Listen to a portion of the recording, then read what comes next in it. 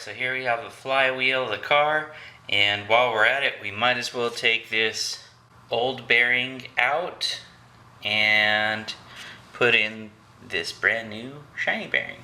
We're going to do so with a little bit of impacting force. Now usually you want to put the bearing side facing out that has the determinations on what the bearing is, but on this bearing both sides are the same. So we're going to put that on just like so. And with bearings, usually you want to press them in. We're going to be using a little bit of force, a little bit of impact. Got some impact bits here, and I'm just going to gently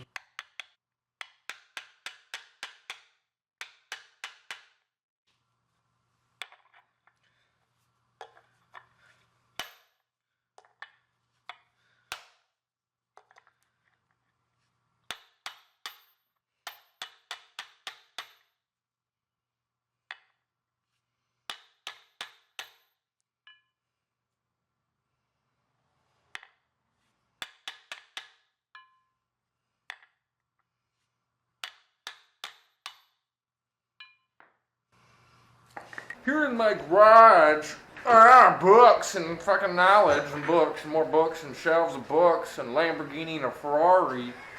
More Ferraris and, you know, more than my cars. I really like books and more books and porn and books. where you were. Got a new throw-out bearing. This was the first major part to go out on my car, and sort of hearing a whirring noise when I pushed the clutch in, and shortly thereafter the clutch kind of went out, and you can see we got an old crusty one on here. This has actually only got about 20 or 30,000 miles on it, but while we're in here, might as well throw another $15 part in there so we don't have to do it again.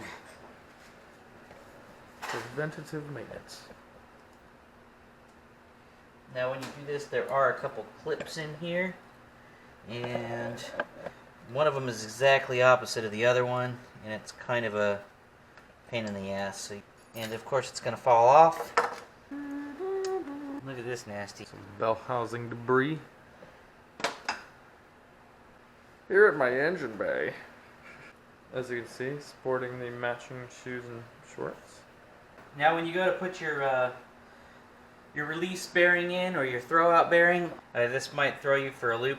This little hangulation right here goes inside that hole, and the hook faces up, and that's going to go right along that little lip on your, that's going to go right along your lip right there, and this little hangulation. Now I just dropped the shit. It's like some bloopers. Alright, when you go to put your throw-out bearing inside of your 07, 06, 2.5i, you might be thrown off by the fact that one clip goes like this here, and then the other will be exactly opposed to it, and will, rather than do like that, it will be like this, exactly upside down. So if you just think about it like,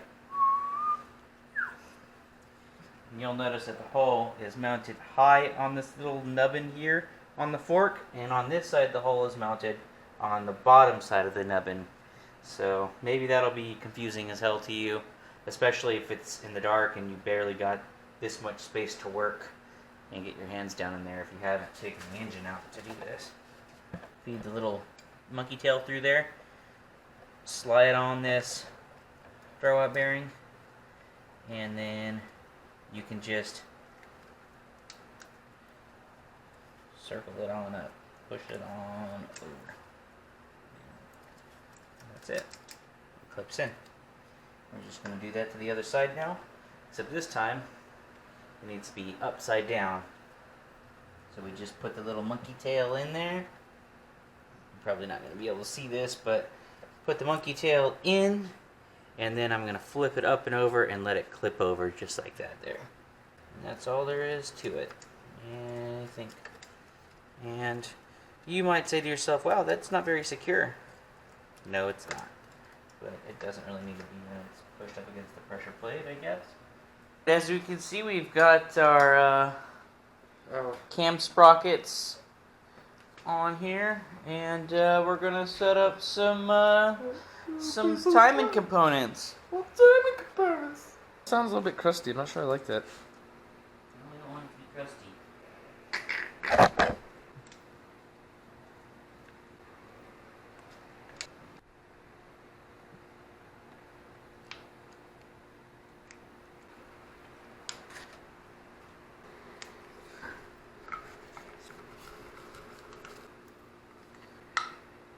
What?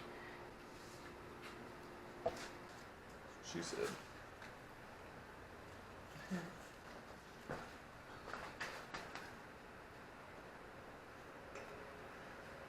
I'm gonna say we're gonna go right a little bit more to right there. Alright.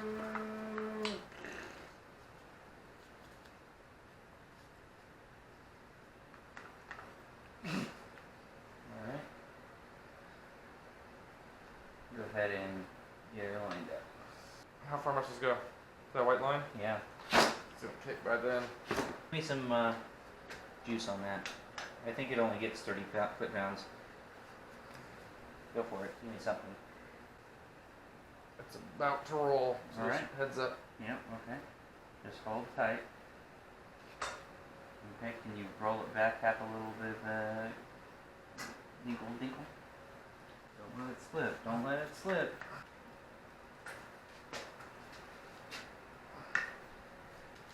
So now we've got the marks all lined up with the marks. I'm gonna try to get some way I can squeeze up on this belt. Torque these all down to spec. Pull the pin. Let's do it.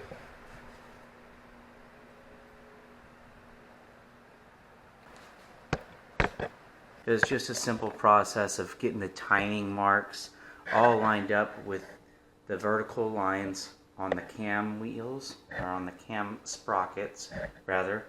So the cam sprockets will both be at 12 o'clock, and then the crank sprocket will be at 12 o'clock as well. So this lines up here.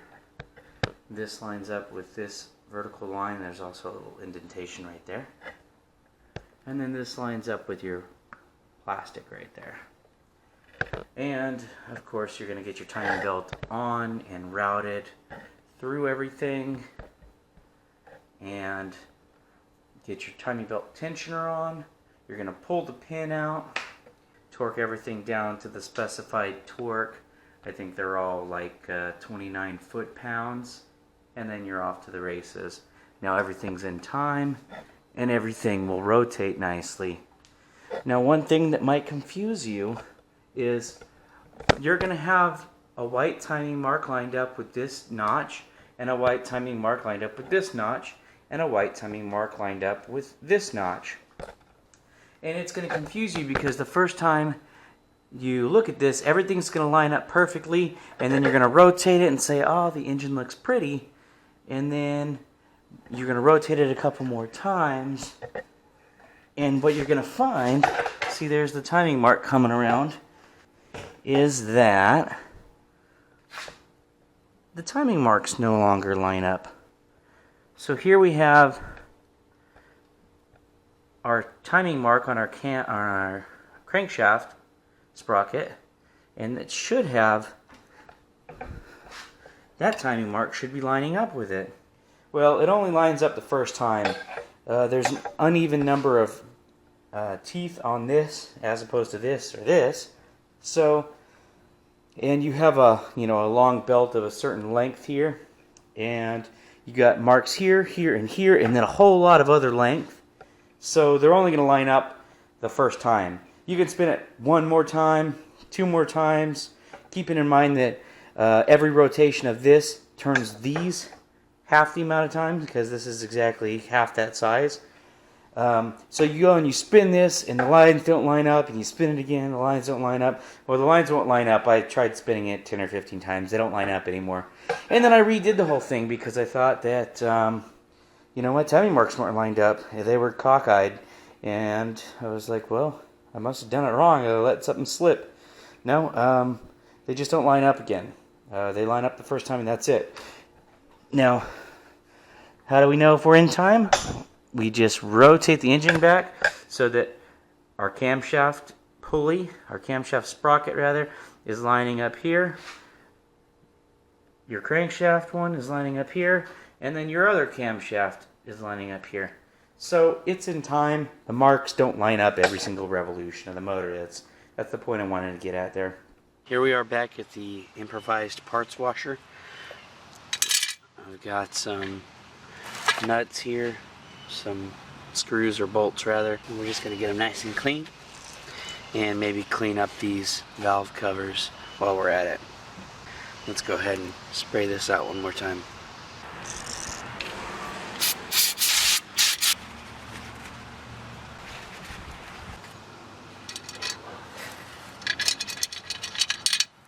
Here we have an oil pan, and we need to get the gasket material off of this.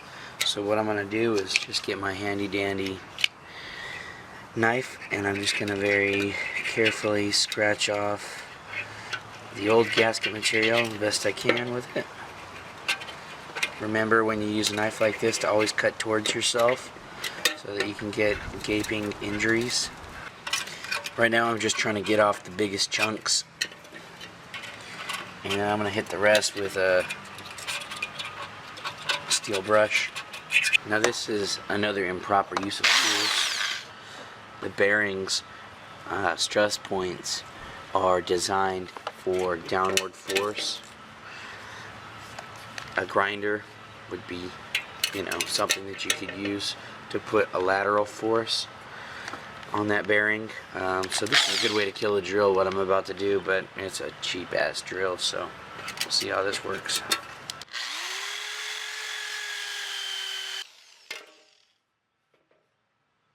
Seems like it's doing a pretty good job.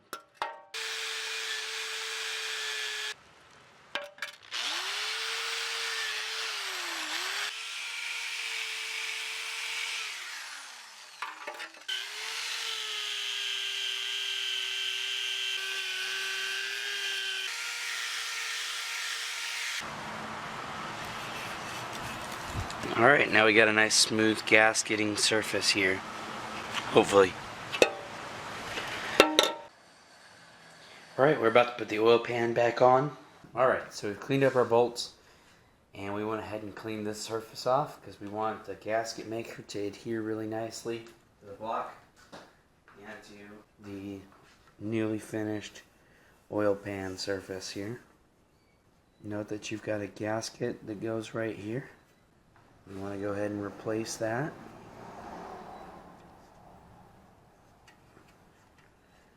Goes on just like that right there.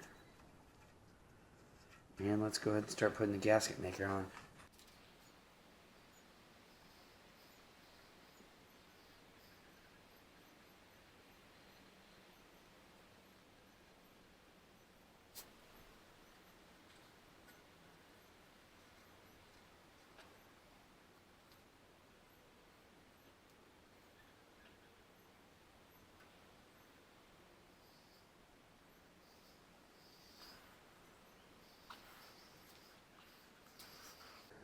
Alright, I've got a pretty consistent bead over the whole thing.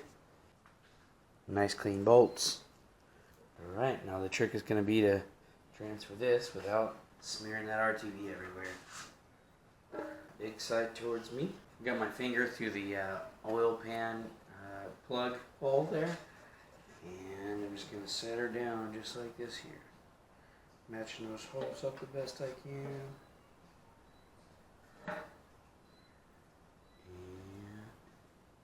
That should be that.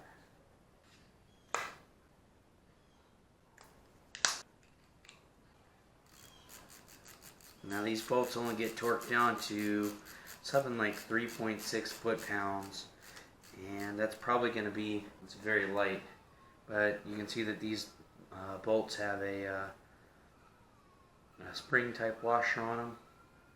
So we're just going to go ahead and tighten those down until that washer deforms. And I'm just going to go around in the circle here and get a finger loose. Try it again.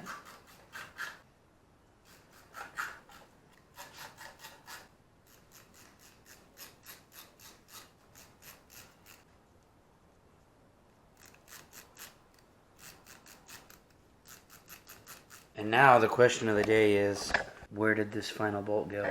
If you guessed in the makeshift parts washer, you'd be right. Brand new blue anodized drain plug with a neodymium magnet. And we're just gonna put that right there. Whoa. That's a strong magnet. This thing comes with its own little washer. We'll try that out. I've got the Subaru ones, and we'll use that if this thing don't work.